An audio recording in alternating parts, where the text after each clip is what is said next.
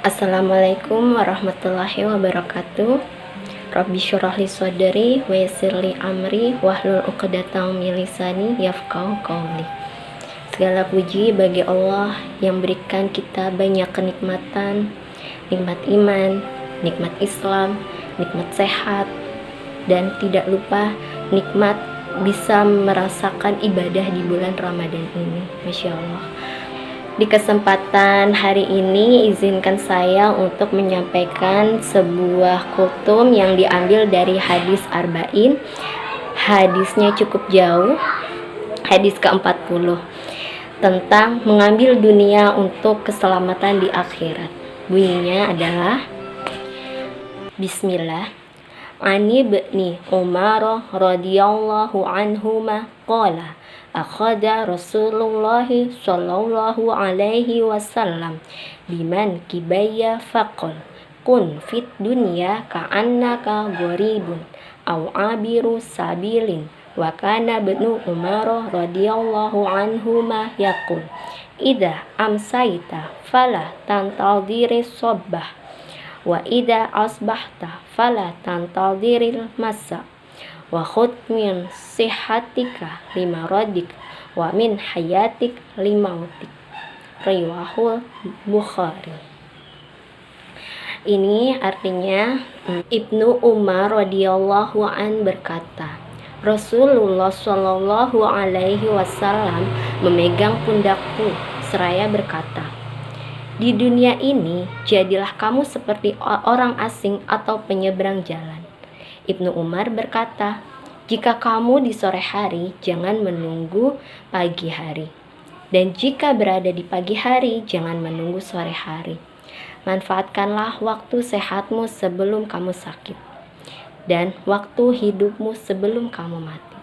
Hadis riwayat Bukhari. Sungguh, bila kita mendengar atau membaca isi hadis tersebut, sangat besar nilai dan kebermanfaatannya. Kita diingatkan untuk menjadikan dunia ini sebagai pijakan untuk selanjutnya ke tempat yang kekal abadi, yaitu akhirat. Kemudian kita juga diingatkan sebagai seorang muslim untuk tidak terlena dan tidak berlebih-lebihan saat berada di dunia, karena lagi-lagi dunia itu tidak pernah kekal, tidak pernah abadi. Dia hanya sebagai jembatan untuk kita menuju akhiratnya Allah, di sisinya Allah. Ada beberapa hal-hal penting di dalam hadis ini yang akan saya sampaikan. Yang pertama, Rasulullah adalah seorang murabbi. Rasulullah Shallallahu Alaihi Wasallam adalah pengajar dan murabbi. Murabbi itu adalah pendidik bagi para sahabatnya. Bahkan bisa disebut sebagai pakar pendidikan kita. Beliau mendidik para sahabatnya dengan memakai berbagai sistem dan metode yang dipakai lebih dulu oleh praktisi pendidikan belakangan ini. Masya Allah. Beliau memanfaatkan momen-momen yang ada seperti menggunakan berbagai ilustrasi, mengajar sesuai kebutuhan, dengan bahasa kaumnya, dengan bahasa yang sesuai dengan intelektual masyarakatnya. Masya Allah, disesuaikan oleh Rasulullah SAW. Sepatutnya kita dari dulu sudah meneladani beliau sebagai contoh dalam pendidikan kita, dalam mendidik dan mengajarkan ajaran-ajaran agama Islam ini. Rasulullah itu selalu melakukan dengan keteladanan dan kesabaran yang sangat tinggi, seperti yang terkandung di dalam hadis ini. Rasulullah Shallallahu Alaihi Wasallam memegang pundak Abdullah bin Umar radhiyallahu an agar lebih perhatian terhadap apa yang disampaikan. Metodenya dengan menyentuh anggota tubuh anak didiknya.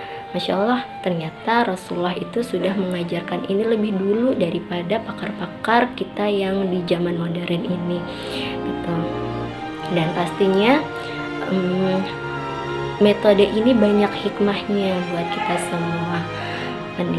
Peserta didik akan merasa lebih dekat sama gurunya, terus merasa lebih diperhatikan, terus pastinya akan lebih mengingat apa yang disampaikan oleh gurunya itu.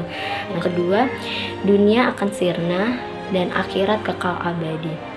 Kembali kita diingatkan bahwa dunia yang kita tempati ini hanya sementara dan akhirat adalah yang kekal abadi.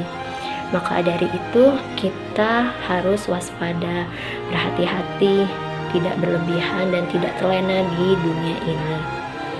Karena setiap yang berjiwa akan merasakan mati. Al-Imran 185. Namun di dalam diri kita tidak ada yang pernah tahu kapan kita mati dan sedang apa kita mati. Maka dari itu kita diharapkan untuk selalu berbuat baik, selalu beramal soleh, agar ketika kita mati, Allah matikan dalam keadaan yang baik. Abdullah bin Umar radhiyallahu an menerima nasihat dari Rasulullah Shallallahu alaihi wasallam dengan sepenuh hati dan pikiran. Maka dia menyuruhkan untuk bersikap zuhud di dunia. Ketika malam hari, seseorang akan merasa umurnya tidak akan sampai esok hari. Demikian juga sebaliknya, bahkan menyangka bahwa ajalnya lebih dekat dari itu. Dia tidak tahu esok akan sampai atau tidak umurnya. Ibnu Abbas radhiyallahu an berkata, Rasulullah Shallallahu alaihi wasallam bersabda, manfaatkanlah 5 perkara sebelum datangnya 5 perkara lainnya, yaitu masa muda sebelum masa tua, sehat sebelum sakit, kaya sebelum miskin, luang sebelum sibuk, dan hidup sebelum mati. Hadis riwayat Hakim. Begitulah kira-kira isi dari hadis tersebut. Bila ingin dirangkum sedikit, ada beberapa rangkuman yang bisa kita ambil hikmahnya dari hadis itu, bahwa setiap muslim hendaklah segera melakukan kebaikannya, jangan ditunda-tunda. Lakukan ketaatan dan berbagai kebaikan yang bisa kita lakukan sesegera mungkin, karena kita tidak tahu kapan ajal kita akan tiba. Bagi setiap muslim juga hendaknya memanfaatkan setiap kesempatan yang dimilikinya sebelum terlambat. Jangan sampai kita menyesali apa yang belum kita perbuat. Seorang muslim juga adalah orang yang sangat bersungguh-sungguh dalam melakukan amal soleh, memperbanyak kebaikan. Di samping itu juga senantiasa takut kepada azab dari Allah Subhanahu wa Ta'ala. Atau seperti kondisi seorang yang sedang menempuh perjalanan, dia senantiasa bersungguh-sungguh untuk mencapai tujuannya, yaitu ke surganya Allah, ke tempat asalnya yang sesungguhnya, di surga Allah, di sisi Allah. Dia senantiasa bersungguh-sungguh untuk mencapai tujuannya. Juga akan sangat ketakutan kalau dia tersesat atau tidak bisa meneruskan perjalanannya, sehingga tidak bisa sampai ke tujuan. Sekian pembahasan dari saya. Mohon maaf bila banyak kekurangan atas penyampaiannya, atas kekurangan ilmu yang dipunya.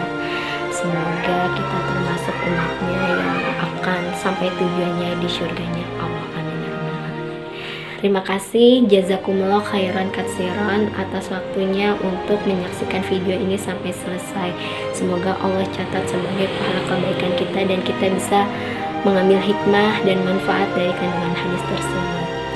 Selamat berbuka puasa teman-teman. Semoga puasa kita diterima Allah Subhanahu wa Ta'ala dan kita bisa segera beraktivitas kembali seperti sedia kala. Jaga kesehatan ya. Assalamualaikum warahmatullahi wabarakatuh.